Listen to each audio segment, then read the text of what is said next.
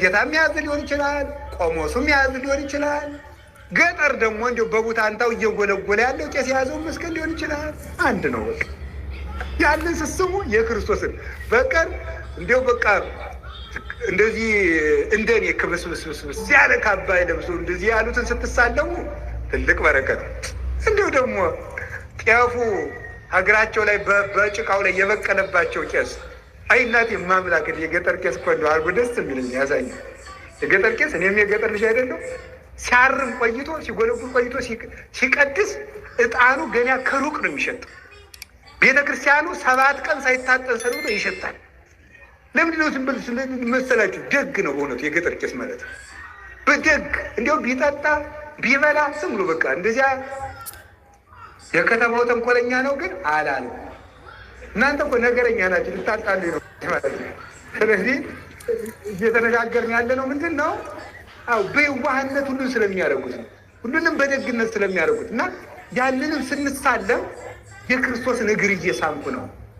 ሱቅ ላይ እምነት ነው። አያችሁ፣ ይህ መስቀል ሱቅ ላይ ከሚሸጠው መስቀል የሚለየው በካህኑ እጅ በመዋሉ የተነሳ የክርስቶስን እግር እየሳምኩ ነው ብለን በሚቆጥረው በህሊናችን ልልና ነው የሚወሰነው እንጂ ይህን እኮ ሱቅ ላይም ገዝታችሁ ቤታችሁ መስቀል ትችላላችሁ። አንድ የመስቀል እኮ ሱቅ ላይ አለ። መስቀሉ ረድኤቱን የሚያሳድርባችሁ በእናንተ የእምነት መጠን ነው። በዚያ ከሆነ በቃ ይህንን መስቀል አሁን ቆይ ልንገራችሁ እስኪ አንድ ጥያቄ። ዛሬ መድኃኔዓለምን ብታገኙት ልክ እንደዚያ እንዲያው የጨርቁን ጫፍ ብዳስ ድናለሁ እንዳለችው ወይም ደግሞ በንባዋ እግሩን አጥባ በፀጉሯ እግሩን በሙሉ መዝምዛን ይቅርታ እንዳገኘችው ዛሬ ምንም ክርስቶስን እግሩን አግኝቼ እንባዬን እግሩ ላይ አፍስሼ በፀጉሬ ደግሞ እግሩን አብሼ እንዲሁ ዛሬ ቤቴን ብመለስ ደስ ይለኛል የምትሉ እጃችሁን አውጡ በሉ እንጂ አትፈልጉም? አሁን ክርስቶስን አግኝታችሁ ዛሬ እግሩን ላይ እንዲሁ እግሩን ሳም አድርጋችሁ ብትሄዱ ደስ አይላችሁ? በቃ እንግዲህ የክርስቶስ እግር ይሄ ነው።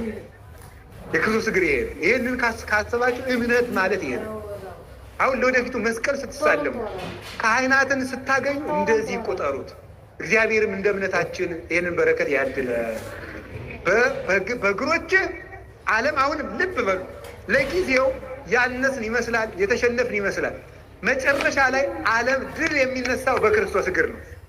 ዛሬ የሰይጣን እግር ሰፍቷል። በፖለቲካውም በዘርም በምንም እያለ እየተስፋፋ ነው። የሰይጣን እግር እርምጃው ሰፍቷል።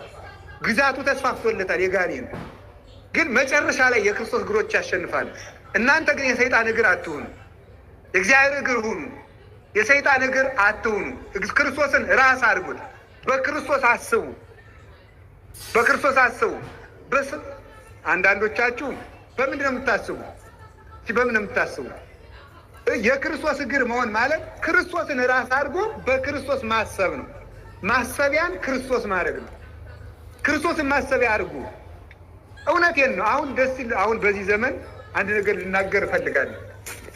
እዚህ ውስጥ ሁሉም ሰው ስላለ በዚህ ዘመን አባት መሆን በራሱ ችግር ነው። አባቱ ነው መገኘት። አሁን እዚህ ቦታ ላይ ለምሳሌ ዘረኛ አትሁኑ ብል ምን ይሆን ይችላል?